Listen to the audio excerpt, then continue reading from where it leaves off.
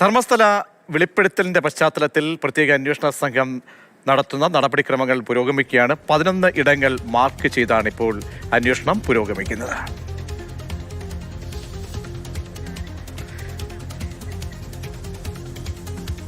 അന്വേഷണത്തിൽ വളരെ പ്രധാനപ്പെട്ട നിർണായകമായിട്ടുള്ള വെളിപ്പെടുത്തലിന്റെ പശ്ചാത്തലത്തിലാണ് SITയുടെ പ്രത്യേക അന്വേഷണം പുരോഗമിക്കുന്നത്. സാക്ഷിയായ ശുചീകരണ തൊഴിലാളി മൃതദേഹം കുഴിച്ചിട്ടു എന്ന് പറഞ്ഞ 11 സ്ഥലങ്ങൾ കണ്ടെത്തി. അവിടേക്കാണ് പരിശോധനകൾ നടക്കാൻ പോകുന്നത്. മണ്ണ് പരിശോധനയടക്കം വിപുലമായ നടപടികളിലേക്കാണ് ഇനി കടക്കേണ്ടത്. സാരംഗ് സുരേഷുണ്ട്. സാരംഗ്, പറഞ്ഞ കണക്കനുസരിച്ചാണെങ്കിൽ ഒരുപാട് ഇടങ്ങളുണ്ട്. അപ്പോൾ ആ ഇടങ്ങളിൽ ഇപ്പോൾ മാർക്ക് ചെയ്ത് 11 ഇടങ്ങൾ മാർക്ക് ചെയ്തുള്ള പരിശോധന എങ്ങനെ പുരോഗമിക്കുന്നു?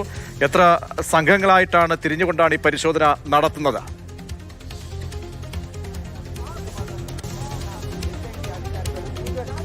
പ്രജീഷ്, ആ ഞെട്ടിക്കുന്ന വെളിപ്പെടുത്തലിന് കൃത്യമായ തെളിവുകൾ നൽകിക്കൊണ്ടാണ് ആ ദൃക്സാക്ഷി ധർമ്മസ്ഥലയിലെ മുൻ ശുചീകരണ തൊഴിലാളി കൃത്യമായ വിവരങ്ങൾ നൽകി തുടങ്ങുന്നത്.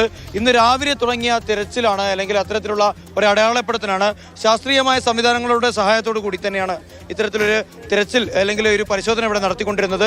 ഫോറൻസിക് സയൻസുമായി ബന്ധപ്പെട്ട വിദഗ്ധരുണ്ടായിരുന്നു, പോലീസ് ഉണ്ടായിരുന്നു, SIT ഉദ്യോഗസ്ഥരുണ്ടായിരുന്നു, അവരടക്കമുള്ള പ്രധാനപ്പെട്ട ഉദ്യോഗസ്ഥരൊക്കെ തന്നെ ഉണ്ടായിരുന്നു. ഇപ്പോൾ 11 കടന്ന് കേവലം 2 കിലോമീറ്റർ ചുറ്റളവിൽ 13 പോയിന്റുകളാണ് ഇയാൾ കണ്ടെത്തിയത് എന്നത് തന്നെയാണ് വാസ്തവം. ഇപ്പോൾ നമ്മളുള്ളത് 13ാമത്തെ പോയിന്റിന് തൊട്ടരികിലാണ്. ഇതിൽ ഏറ്റവും ഞെട്ടിക്കുന്ന കാര്യം എന്നത് ഇവിടെയുള്ളൊരു ഗ്രാമീണ റോഡിന്റെ സദാസമയം ആളും അനക്കവും ഉണ്ടാവുന്ന ഒരു പാതയുടെ തൊട്ടടുത്തുള്ള ഒരു പ്രദേശമാണ് എന്നത് തന്നെയാണ്.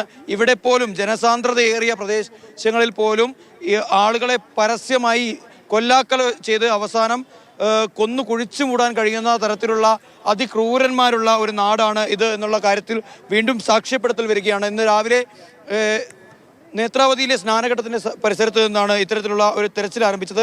പിന്നീട് വനമേഖലയിലേക്ക് കടക്കുകയായിരുന്നു. അത് പിന്നീട് ധർമ്മസ്ഥലയിലെ നേത്രാവതി പുഴയ്ക്ക് കുറുകെയുള്ള പാലത്തിനവിടെ വെച്ച് അവസാനിക്കുന്നത്.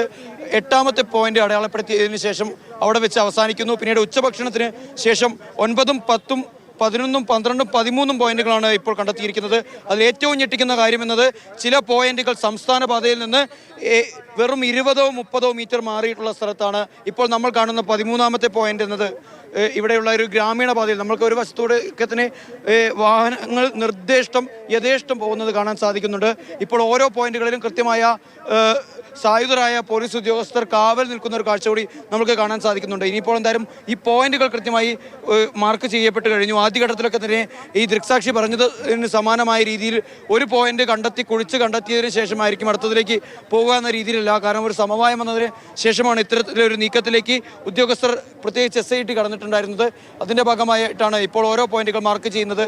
ഇനി ഇവിടെയുള്ള മണ്ണ് ശാസ്ത്രീയ പരിശോധനകൾക്കായി എടുത്തയക്കേണ്ടതായുണ്ട്. അതിനുശേഷമായിരിക്കും ഇപ്പോൾ GPS ഉപയോഗിച്ചുകൊണ്ട് ഈ ഭാഗമൊക്കെ തന്നെ കൃത്യമായി അടയാളപ്പെടുത്തി പോയിട്ടുണ്ട്. അതിനുശേഷമായിരിക്കും മറ്റു രീതിയിൽ ഇനി റഡാർ ഉപയോഗിച്ചോ അല്ലെങ്കിൽ കുഴിച്ചോ തന്നെ പരിശോധിക്കാനുള്ള തരത്തിലുള്ള രീതിയിലേക്കുള്ള തയ്യാറെടുപ്പുകളിലേക്ക് പോകുന്നത്.